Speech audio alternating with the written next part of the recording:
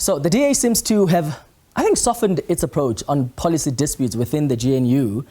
Remember when the president announced he would be signing the Basic Education Laws Amendment Bill tomorrow at a ceremony at the Union Buildings? The DA leader, John Steenhuisen, released a statement saying the president would be violating the GNU's statement of intent by pushing ahead with this bill unilaterally and will be risking the future of the GNU in the process. And he said, if the president continues to sign the bill, that will have disastrous consequences for the GNU. And I think that was intended as a threat. And the DA probably realized that it didn't work, which is why the messaging today was so different. Or maybe in the meeting that Steenhuisen had with the president yesterday, the DA leader realized that the president won't be budging. Here's what Steenhuisen said earlier today. Conflict over policy in the GNU is not necessarily an existential threat to the government. But that doesn't mean that we would not walk away under any circumstances. I said out earlier in the speech that the bottom line for the DA is that the economy grows and it creates jobs.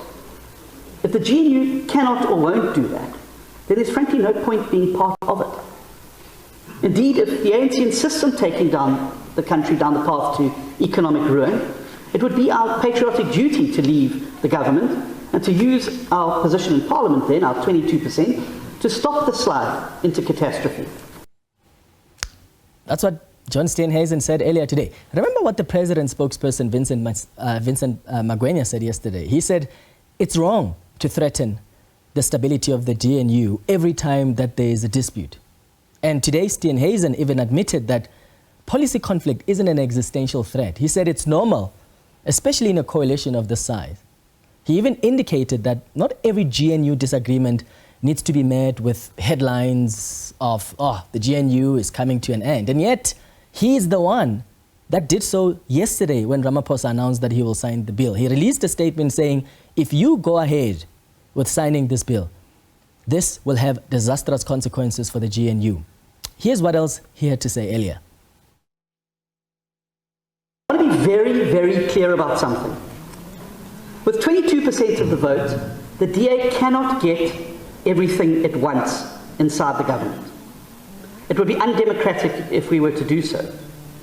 So I want our supporters, old and new, to understand and accept that that is how democracy works and that is how coalitions work. This actually reminds me of when cabinet was being formed. Remember those letters that the DA was sending to the president, making demands about the number of ministers and which ministries they want, right? And there were threats that if they don't get what they want, those positions, then that may mean the end of their marriage in the GNU, until the president had to put his foot down.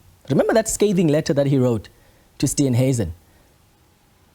But now, the DA on this Bela Bill will be approaching the court after the president signs the bill, which is probably going to make things a bit tricky for Siviwe Gahube, who's the Minister of Basic Education. But she made it very clear that if the president signs the bill, she will implement it as the Minister of Basic Education. We had her on the show a couple of weeks ago. I come from a political party that respects the rule of law and that understands constitutionalism on a deep level. And so we understood coming into the government of national unity that there were things that, or policies that we may not have agreed with the ANC when we went to the ANC government, when we came into the GNU. And that's, I suppose, the complexity, right, of such a governance arrangement. But at the end of the day, I have to understand what my oath says and what my responsibilities are as a minister. And as I say, luckily for me, I come from a party that has a deep understanding of what my constitutional obligations would be. And so if my political party decides that they would want to take the bill on review, ultimately I have to remain the Minister of Basic Education and do my job. I was, the party entrusted me with this responsibility, and the people of South Africa are looking to me to not be partisan in the execution of my work, regardless of the fact that I come from a political party. Which is a matured and I think a well-principled position to take. You are not a DA minister, you're not an ANC minister, you are a minister of this government representing all South Africans. So, all right, let's bring in the DA's Federal Council member, Willie Aucamp, who joins me now via Zoom. Willie, thank you so much for making time for us. So, is it safe to say that as the DA, you have accepted that you have lost this fight in the GNU because the president will sign this Bela Bill tomorrow, nothing has changed, and your next option will be to approach the courts. But the point is the battle in the GNU is lost to resolve this amicably as partners. Good evening, Clement, and thank you for having me. This is not about winning fights within the GNU. It's about what is in the best interest, especially in this case, for our children.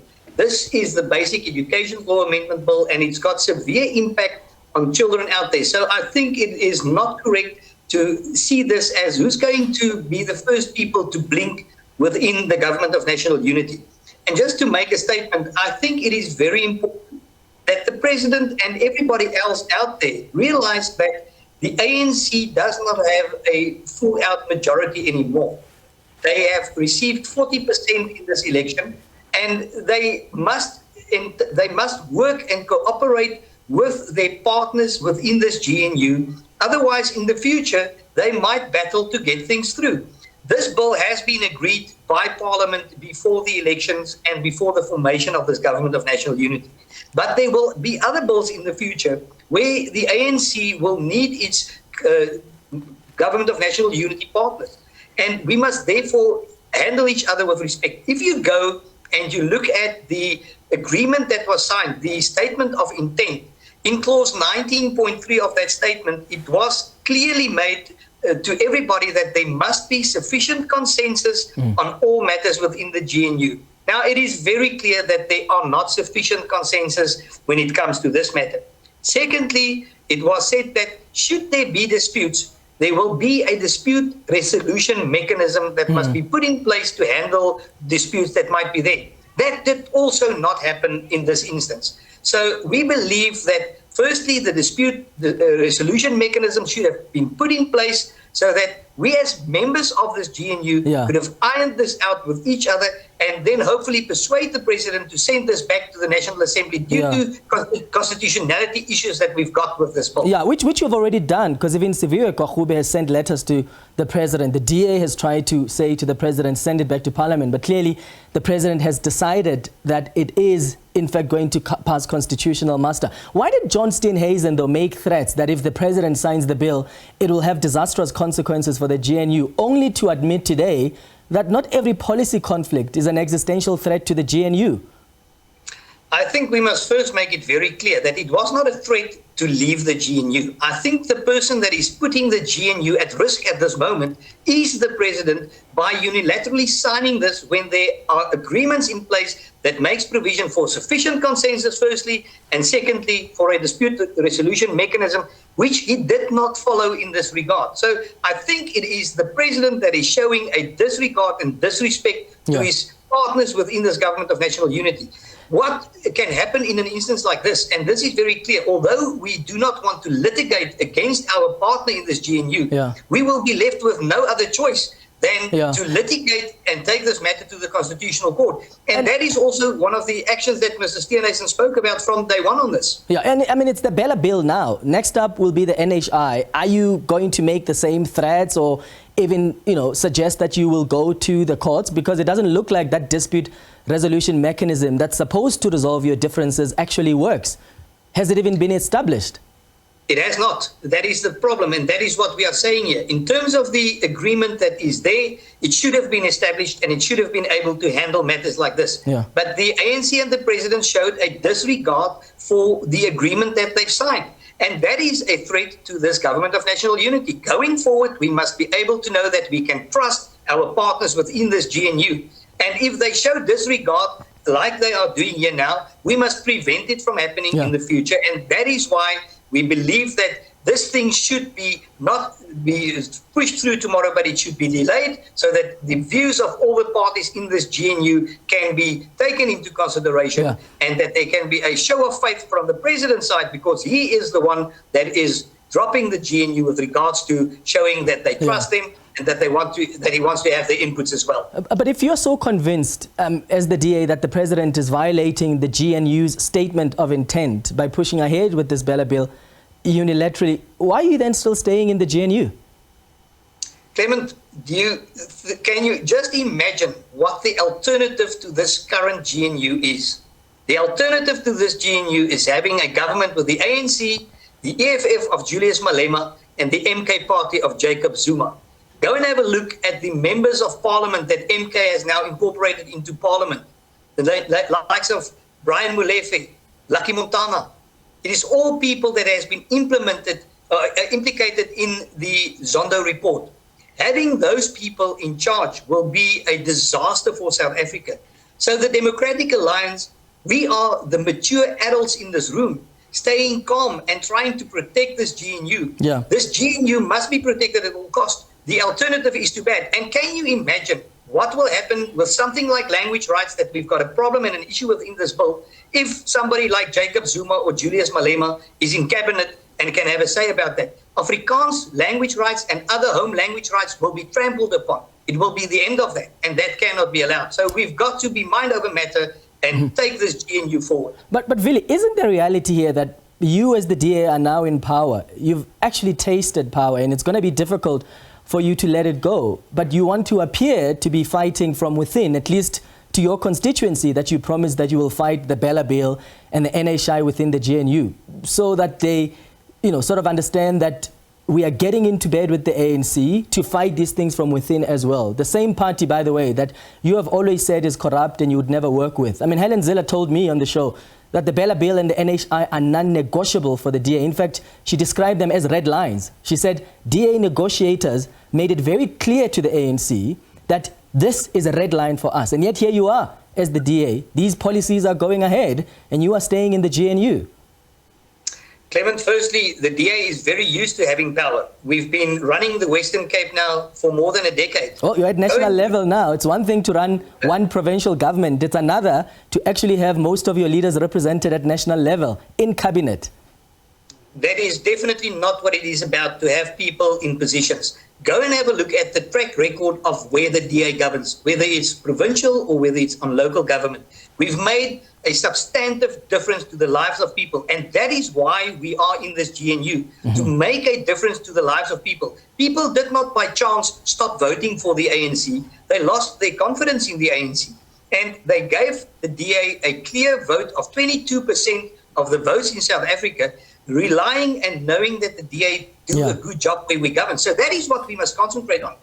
We cannot threaten. And as Mr. Vincent Magwenya said, Mr. Vincent Magwenya said that parties should not threaten the GNU every time that a dispute arises. This is the first time that a dispute arises. So he's actually the person threatening the stability of this GNU, but now he's accusing us of doing it. We are not threatening the stability. We must fight for the stability of this GNU. All right, just before we wrap up, John Steenhuisen has also announced that he has asked his chief of staff to step down. This is the man, for some of our viewers who may not know, this is Roman Kabanak, the man that has tweeted that blacks are not liberals. He said, if you want to be a liberal party, it cannot be black-led. He has had anti-constitutional views. He called black people Bantu people, which was an apartheid reference, a word that was weaponized by racists during the apartheid regime. He said a gay singer, Freddie Mercury, died because of being gay. He has previously questioned or denied the veracity of the Sharpeville massacre, and yet your leader still went ahead and defended him until there was way too much pressure for him to ignore. What made him change his mind this time around? Clement, I cannot speak on behalf of the minister. This is a ministerial affair and he can speak on behalf of that. I have, however, been at the Cape Town Press Club today with Mr. John Steenhuisen, as have been the media. And Mr. Steenhuisen received the same question and he answered it, and he said the following. He said that he has asked Mr. Kabanak to resign. He says that he takes full responsibility. He was not aware of all these statements that was made. And if he was, I can promise you now, he would not have appointed Mr. Kabanak. Mr. Steenhuisen is a politician that came out today and said, I made a mistake. I should do a better due diligence. And his words were that he takes full responsibility on this matter. Hold on, now, Willie, John Steenhuisen knew about some of the things this man has said. I know that because the media constantly has been asking him, how can you continue with the appointment of this man when he has said 1, 2, 3? And John Steenhuisen still went ahead and defended him.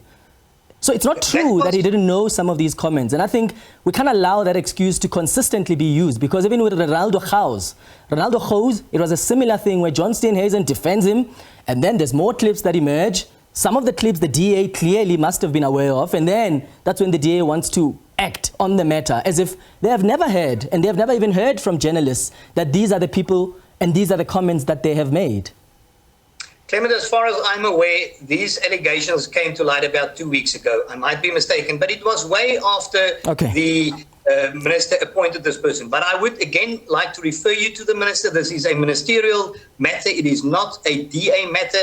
The DA does not appoint people as chiefs of staff in a minister's department. But I would also like you to think about this, and that is that when did all these issues come to light? It came to light when the Minister Steenhuisen, said that he will issue or that he will lodge a forensic audit into 492 million rands of money that got lost. And all of a sudden, these attacks came to him. I think there's a concerted effort to try and get the attention away from the work that must be done. And Mr. Steenhuisen said that clearly today, that he takes full responsibility for this. He has asked him to resign, and we must now carry on and do the job. Come and show me. We have in the past had a politician that says, I take full responsibility. I take my hat off for Mr. Steenhuisen for saying that. I'm a little surprised that as the DA, you're saying you're not commenting on ministerial issues, because I remember back in 2017, you as the DA criticized the then Minister of Finance, Malusi Gigaba's appointment.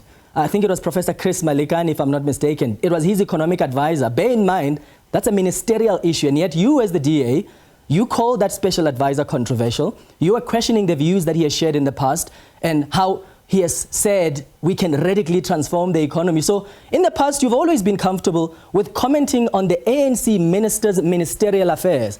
But now suddenly, because it involves your ministers, you want to step back and say that's not a conversation you want to have. Clement, I've got no problem in saying that this appointment is definitely been controversial. I think Mr. Kabinet is a controversial figure. And I must be honest with you, I had never heard of Mr. Kabinet before this issue arose. I'm not a guy that is active on social media. So for me, it was news, and I think for a lot of people out there.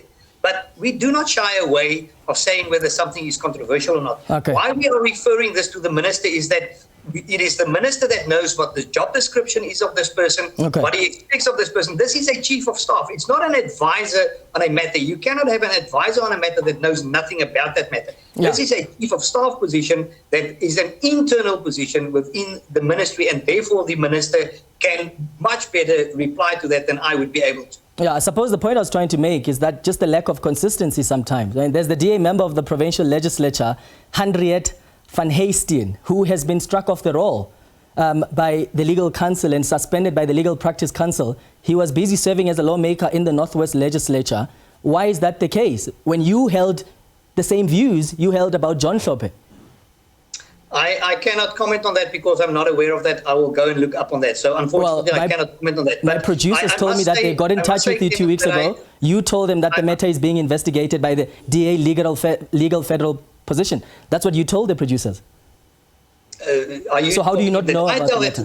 No, I did not tell that to them. This is the first that I hear of this matter. So I think you're mistaken. What I also think you are doing is disingenuous. This interview was regarding Bela, and I think you're bringing other stuff in. But let me tell you this as well, Clement. I think what you should do in the future is go and have a look at what happens in other parties and go and have a look what the DA does. I can give you an example of Mr. Malusi Boy, he was a member of the Mayoral Executive Committee in Cape Town. He was arrested yesterday.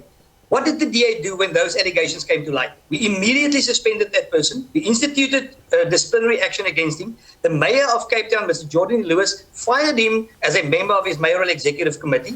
He subsequently resigned. But that shows you that the DA acts when there are problems. Go and show me what the other parties does. They don't do that. Yeah, Willie Aucamp, I appreciate your time always. Thank you so much for coming through on the show. I really appreciate it. And yes, I'm always going to take my chance and ask other issues, because when we ask the DA to come and talk to us about a member of theirs who has been struck off the roll, they don't come on the show. When I have an opportunity to talk to you or anyone else for that matter in the DA, I'll give them an opportunity to give us their right of reply. But always appreciate chatting to you, Willie Aucamp, who is the DA spokesperson, but also the member of the DA Federal Council. There has been much debate about this bill. Different views have been sharply expressed. In the last few days, in fact, in the very last few hours and the last few minutes, parties to the Government of National Unity, as well as parties outside the Government of National Unity, have expressed their wishes to further engage each other on some of the sections of the bill that deal with the issues, particularly of access, admission, and language. Now, up till just a few hours ago, a number of those parties have said, President, we have a solution to address these two issues. And they have said, all we require is just a moment for further consultation. And they have said, we beg you not to sign the bill. Please do not sign the bill. I've said no. I have committed to the people of South Africa that I am signing the bill today, and that's what I am doing.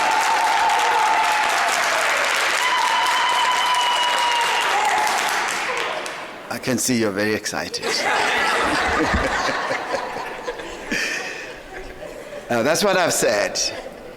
But I have also said, I am hearing you. I am listening to what you are saying. And in the spirit of cooperation and meaningful engagement, I cannot say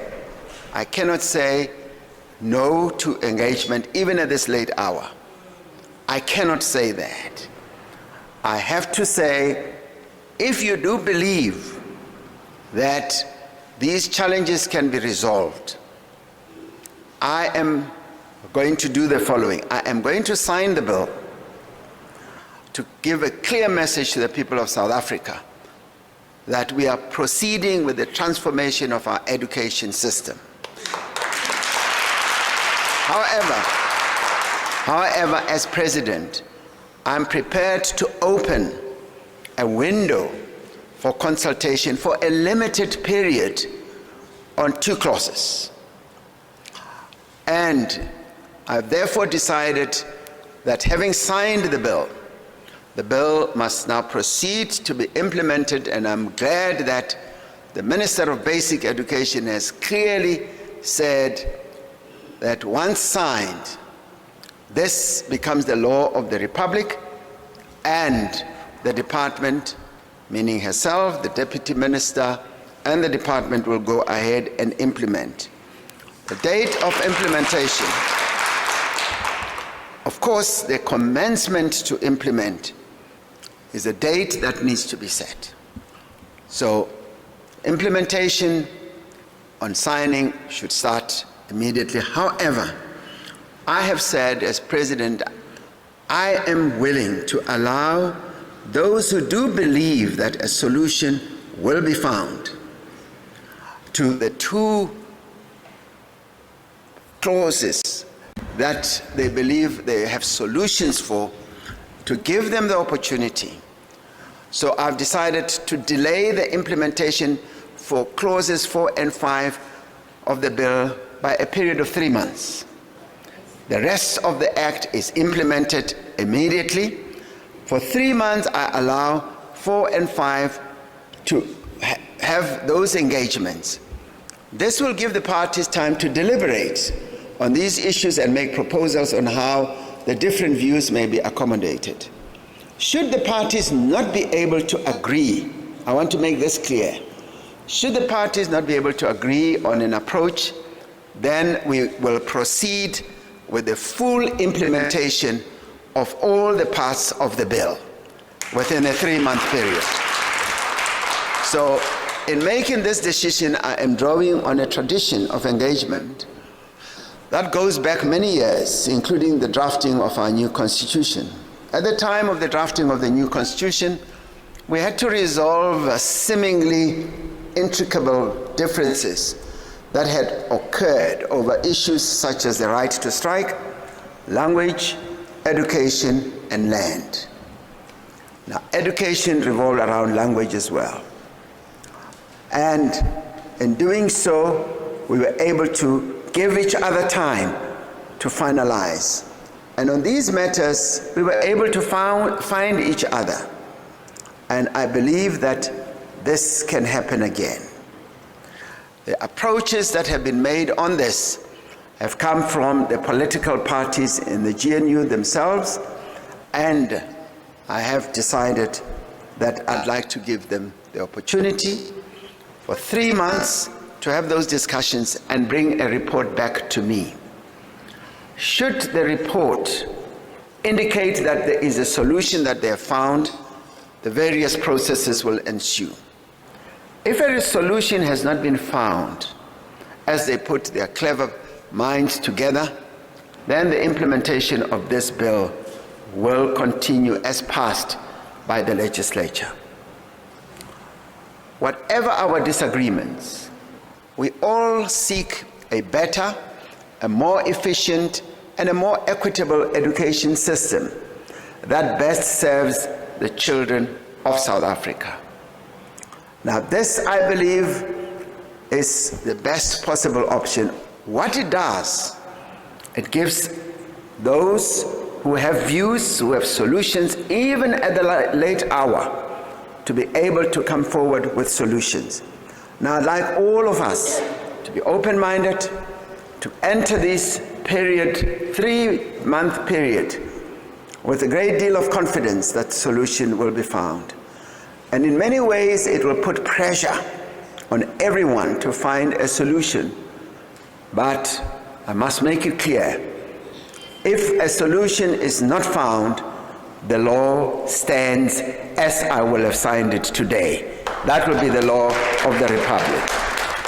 We all agree on the need for a common framework for collaboration as government, as school governing bodies, and as parents, for our education system to work for all and not for some. We have to work better, we have to work in a smarter way, and in the end, we have to work in a cooperative way. And that is why I'm invoking this process for 3 months, that on a cooperative basis, a solution must be found. And if it is not found, the law I have signed stands. Let all of us work together, therefore, to ensure that all our children receive good quality education, wherever they are and whatever their circumstances. It is our responsibility in the end to create social cohesion and harmony. And need to create social cohesion and harmony should not be the responsibility of some. It should be a collective responsibility of all of us. Let us take advantage of our diversity to move our country forward. And let me take this opportunity to thank all those who have participated in the process towards the passing of this important law. I know this law has been in the making for some 11 years, and finally we have arrived at a moment when we have this basic education law amendment bill. Let us now work together to build the education system that our children need and deserve. I do believe that with this way forward, we will be able to find all the solutions that we need.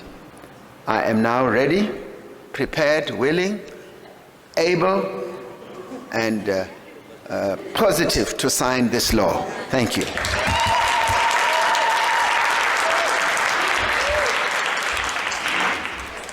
Better with a round of applause. Let's give the President a better round of applause.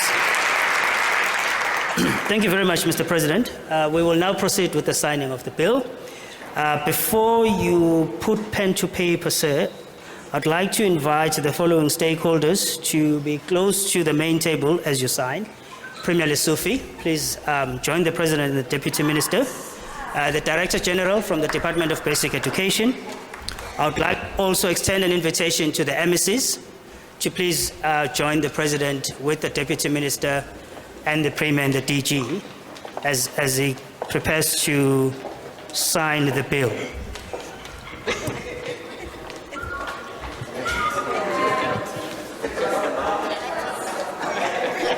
Can I ask all the photographers in front to please just be considerate of the colleagues at the back, please? Thank you.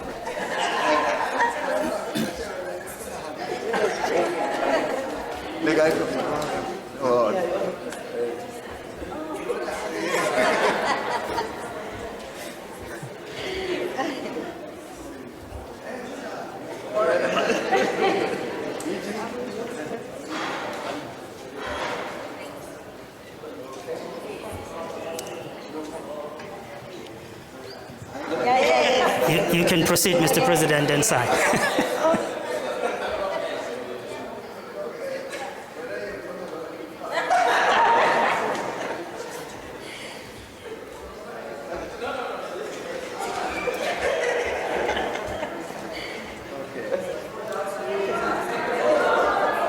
Colleagues in front that are taking pictures, please be considerate of your colleagues at the back. Thank you.